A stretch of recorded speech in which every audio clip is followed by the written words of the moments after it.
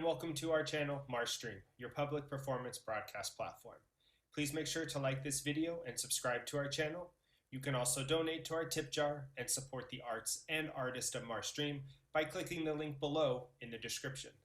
Check out our website, themarsh.org, for all upcoming live performances. Now, enjoy the show.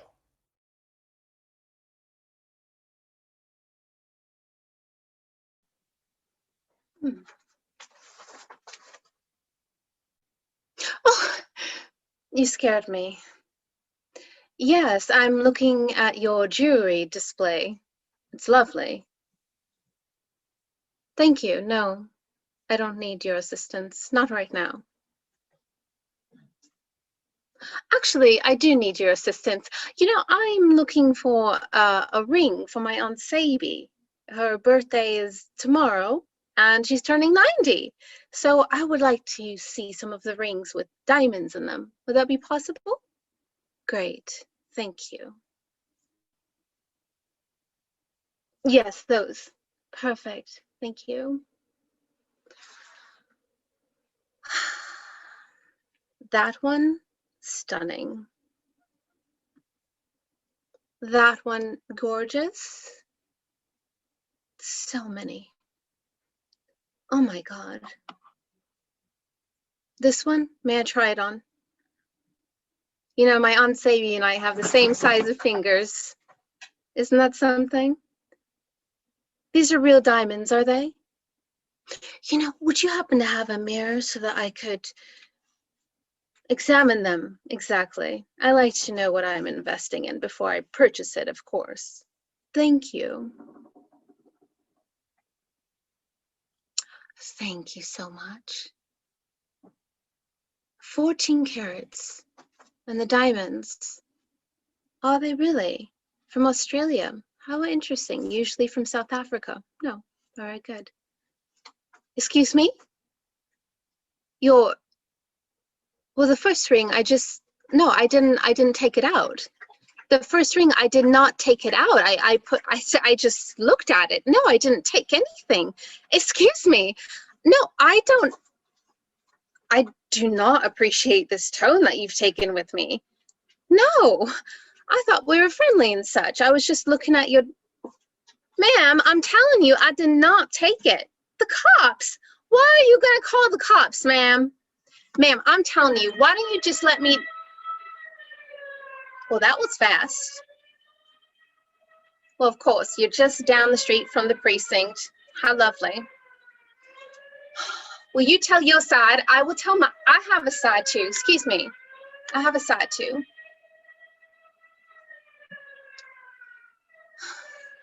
I don't know why. It probably just dropped and rolled underneath your big table. I didn't take anything. You can check my bag. Ma'am, please. Officer, I'm quiet. Yes, officer. That's correct. No, I didn't. No, that's not how it went. Excuse me. No, officer, you can check my bag. Officer, check my bag. I didn't take anything. Well, yes, it was right there, but I tried this one on.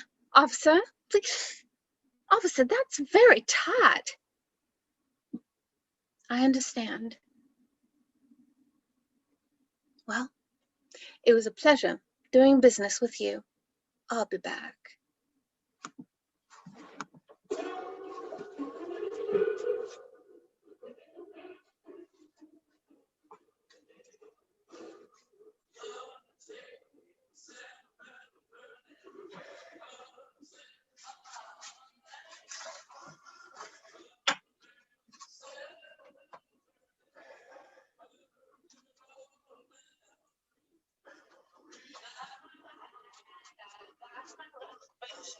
I'm confused, officer. Should I be closer? No, closer, like, you need me to show my mug. Well, I understand we're taking a picture. Well, it's not the first time I've been in a police precinct taking my picture. A step back, okay, is this better? No, closer? How close?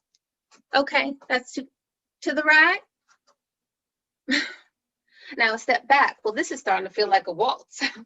Of course, I'm sorry. No, I understand you're just doing your job. I want to help you do your job, officer. Of course. I respect your job.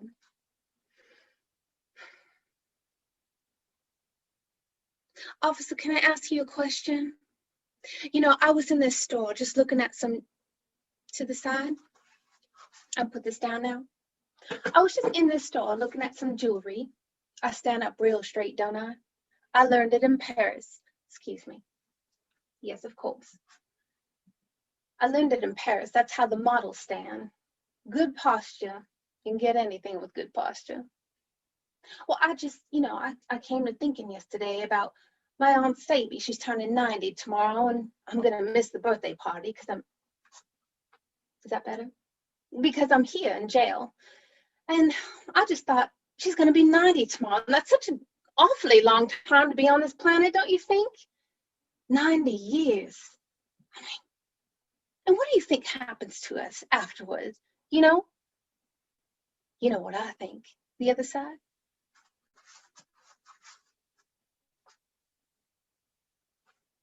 Sorry, I just like posing. Yes, officer, I understand. What I think is that we're like caterpillars, caterpillars, and then we form a chrysalis, and then we become butterflies. Yes, we do. Did you know caterpillars have to hang upside down like this for days? I'm sorry. More like this. May I ask your name, officer? I just want to know how to address you, sir. That's Henry, Officer Henry. That's nice. Officer Henry, do you know how long I'm going to be arraigned for? 90 days? They didn't tell me 90 days, sir. I would have packed a bag with some cigarettes. Yeah, I understand. You're just doing your job. Of course, I respect your job. Are we finished? Well, that was fast. It was my pleasure, officer. Anytime, thank you.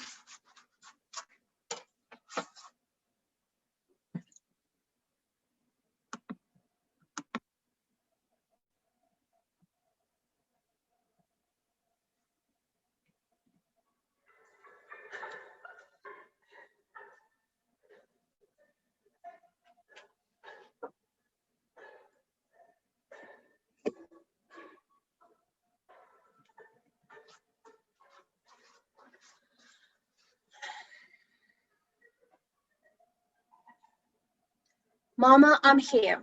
Mama. Hi, Mama. What? Mama, I can't. Mama, stop crying. Mama, stop crying.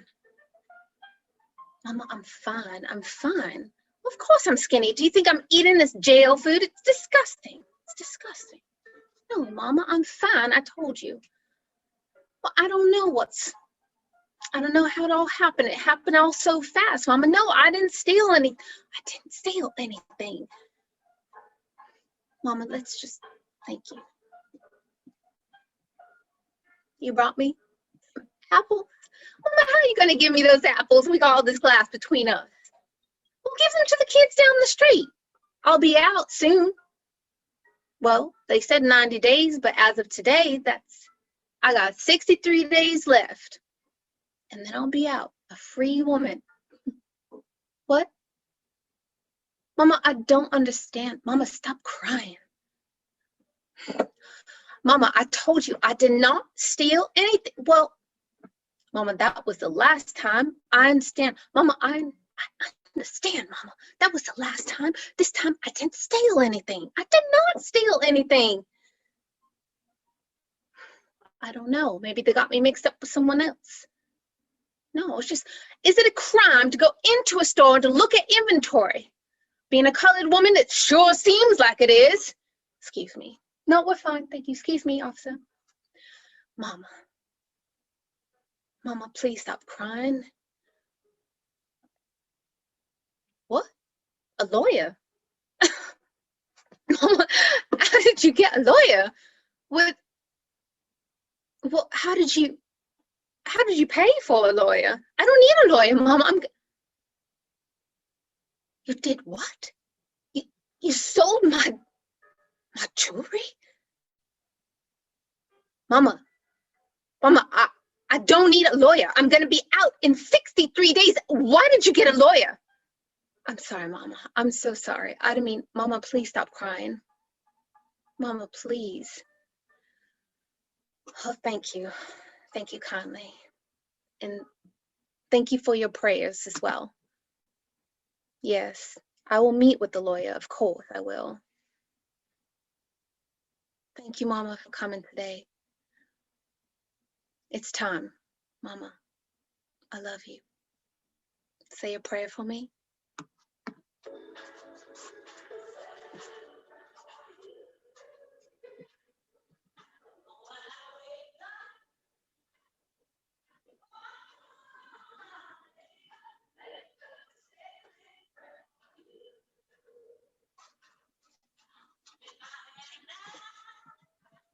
Good day, Mr. Lawyer.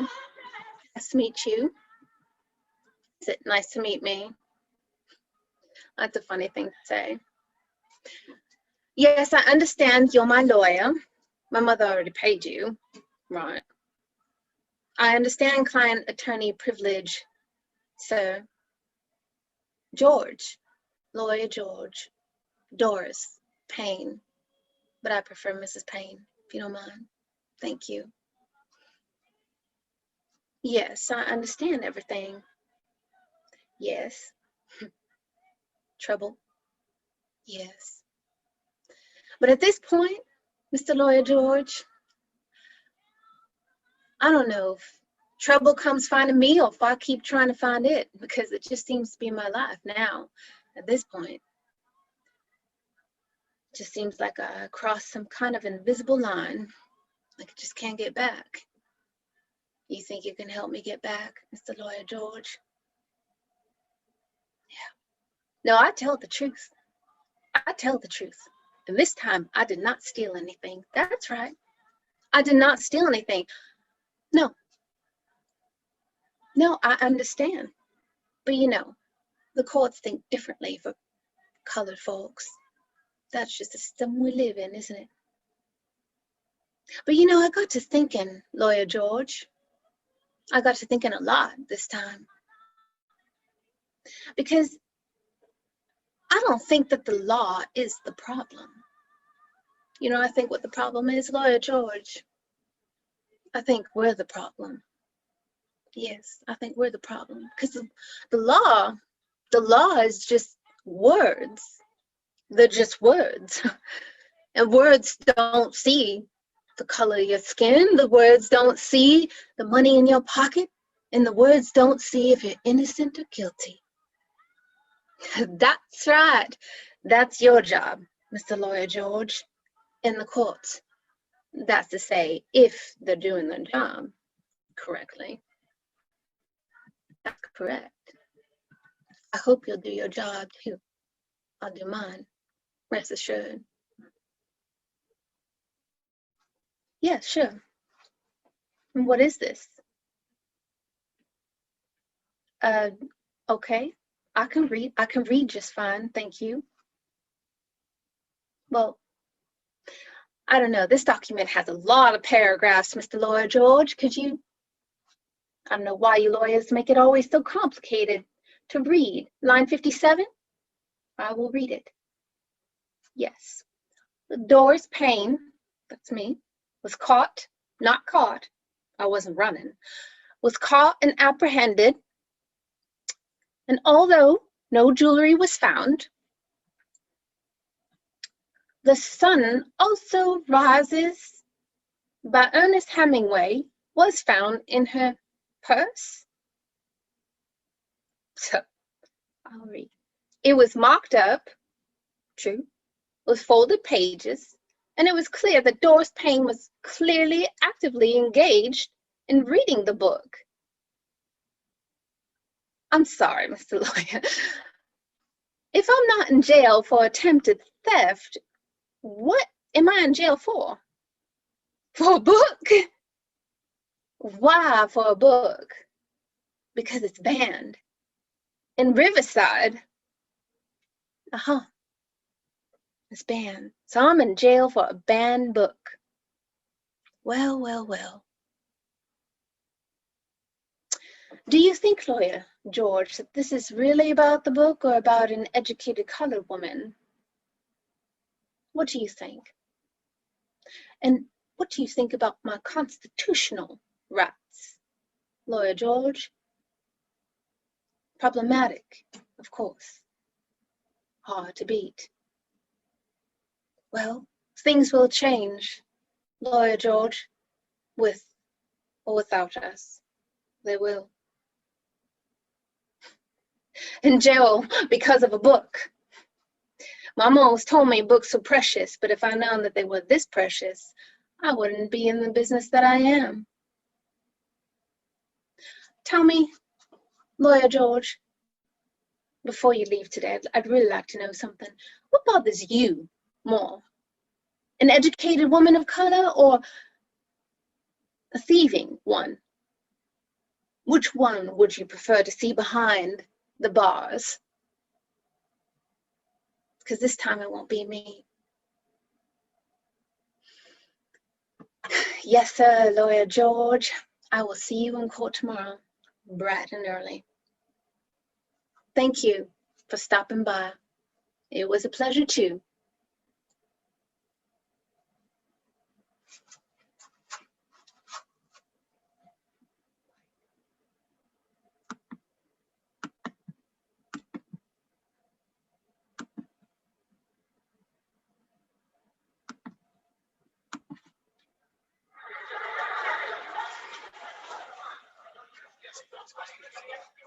Well, I'm out. I will take questions. I'm out. I'm a free one. Yes, ma'am. I'm sorry. Well, yes.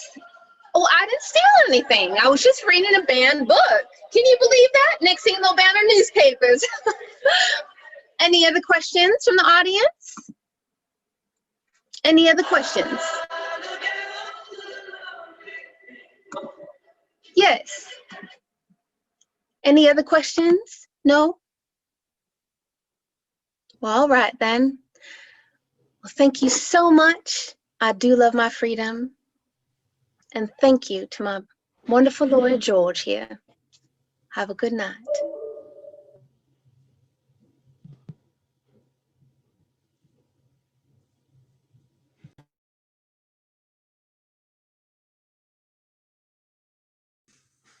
Thank you so much, Nicole. Why don't we bring you back here? I think we lost your, did we lose your signal here?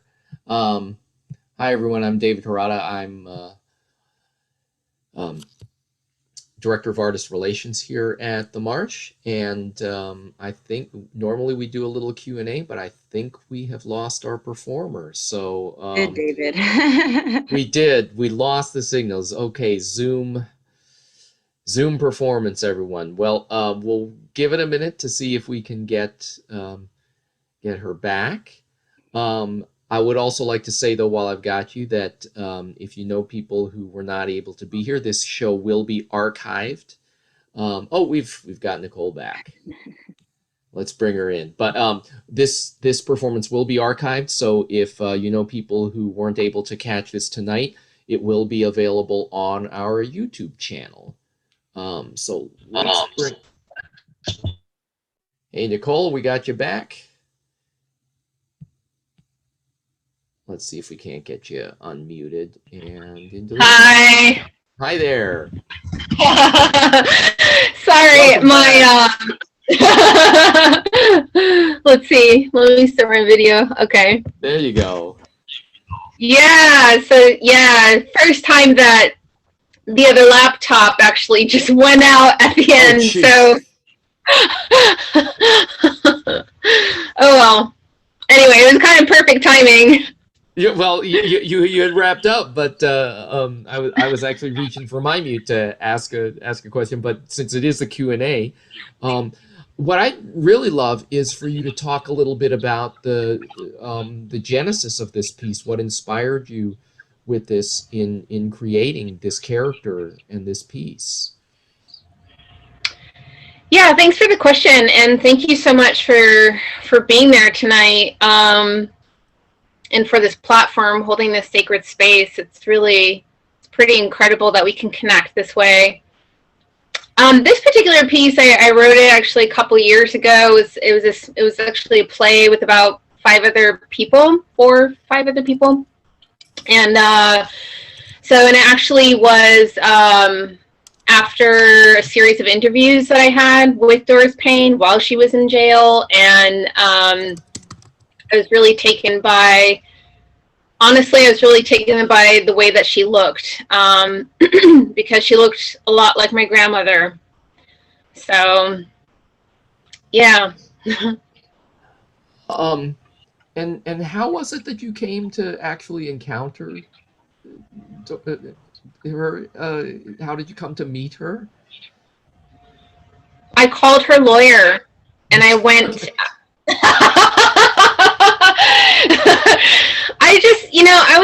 It was so random, because I contacted a friend of mine who worked in radio, and I said, hey, I want to do this interview, do you think I can do it? And she said, yeah, just do it. And then I contacted the lawyer, and the lawyer was like, yeah, you should interview her. I was like, do you know who I am? I'm not anyone. So, and I think I mentioned last time, right? Like I was living in LA, I didn't have a car. I rented a car, I drove out to somewhere in the desert. I don't know where they put her. And I actually brought her, I don't know if I mentioned this last time, but I went to the farmer's market the day before, and I bought organic oranges. And I brought them for her, and did I mention this last time? No. And I don't even know why I'm getting so emotional about this. It's so strange, but I brought these oranges for her, and I guess because I'd never been to jail. I only know jail from movies growing up, and seeing the benches and you chat, that's was in my brain.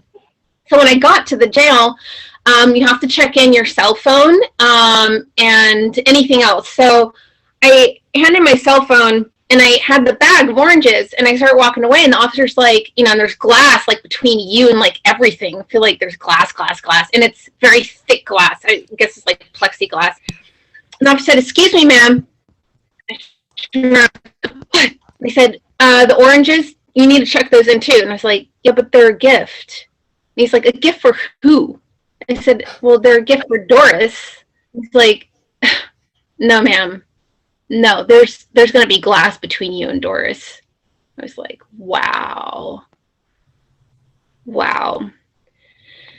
Yeah.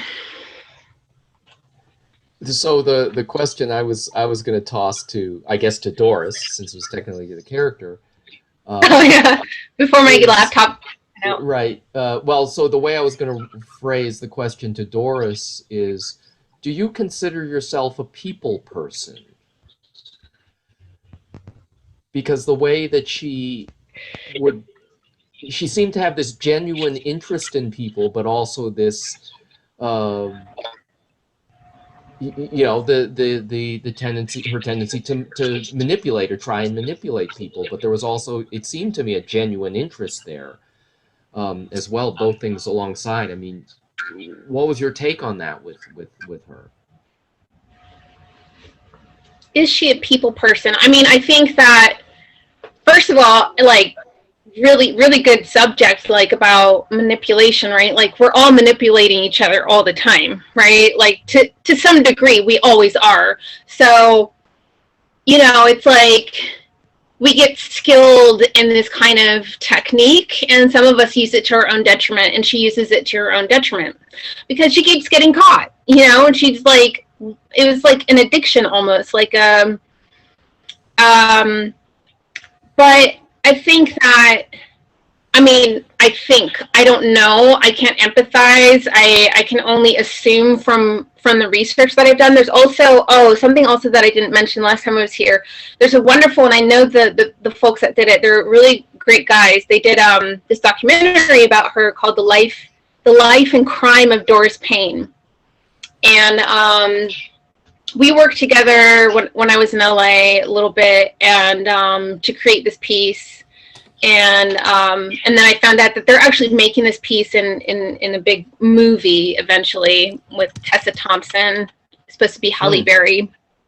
Yeah, but I think specifically for, like, just to answer that question, I think, you know, to be in that kind of line, to do what she's doing, you have to be a people reader, right? Yeah. And like, this is the thing, I think what we train ourselves to do so much is to read, like, I think we are innately born to read each other. We're animals, right? So like, we pick up on something, but then we so quickly dismiss the information that people give us, right? Mm-hmm. Or like try to gloss it over, like, oh, that didn't really happen. Oh, no, like, you know what I mean? Like that. And I think that she's more in, the reason that she's been able to carve that out, it's also pre-internet, right? And like, this is like back in the day, is because she would stay with that information. You know, someone said to me once, people do things and say things, and they give you information. Mm-hmm. That's what people do. That's what we're doing. And like right now, I'm giving you information, right? Like, so... yeah, I hope that answers a little bit. Yeah, I mean, I guess, you know, there was just this sense I got from the way you constructed the piece that, you know, that it seemed to be about, well, at least for her, that she would get caught, and there was a certain enjoyment of the interaction with the people, maybe of the attention. Maybe she wanted attention. I don't know. But it didn't seem about it wasn't about the stealing. It wasn't about the stuff. But there was this relish that she seemed to have with interacting with people. Whether she's and that's a really good take on that, because she, as far as I understood, she was also like really very polite. Mm-hmm. And that's, you know, to the extent where it was like, now we have our, like, you know, phones and our apps and the tracking and blah, blah, blah.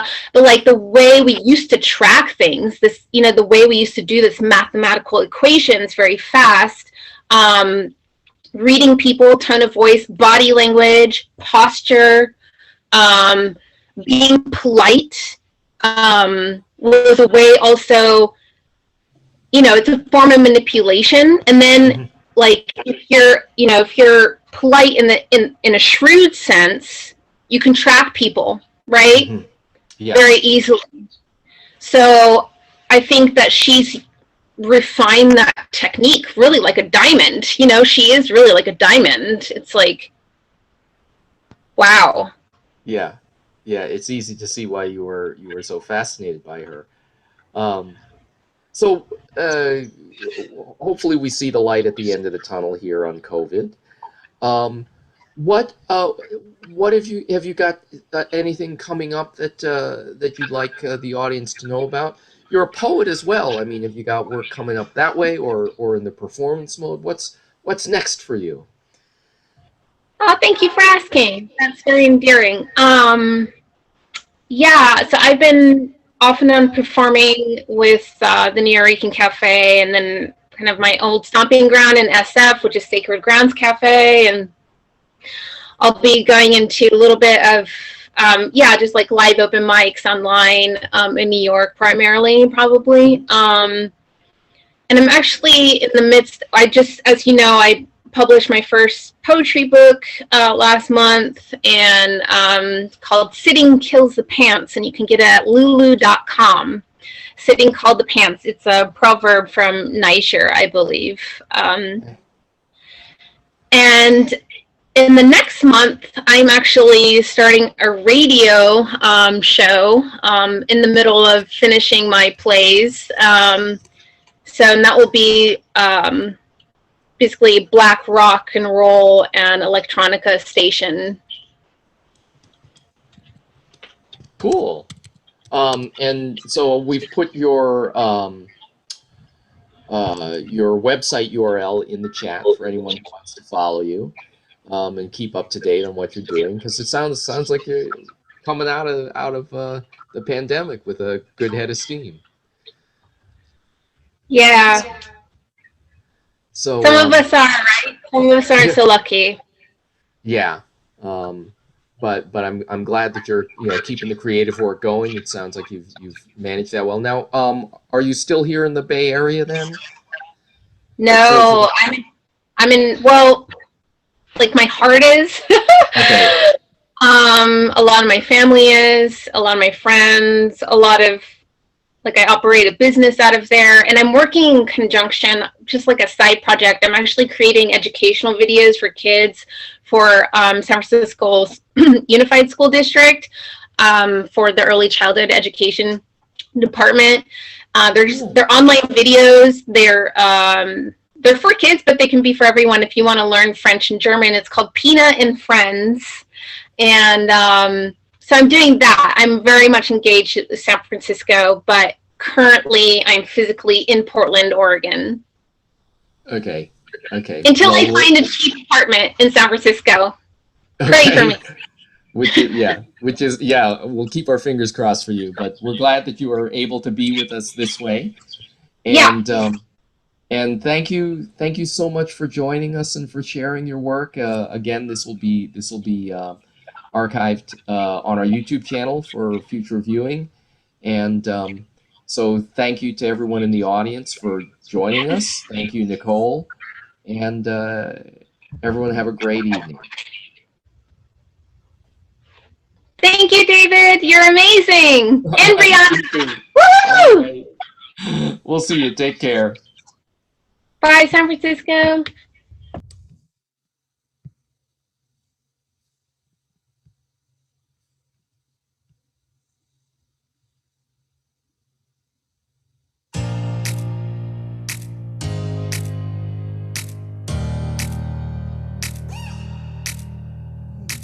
How do I describe my journey with your mother, who takes care of you, who takes you to the doctor when you're sick? Your mother.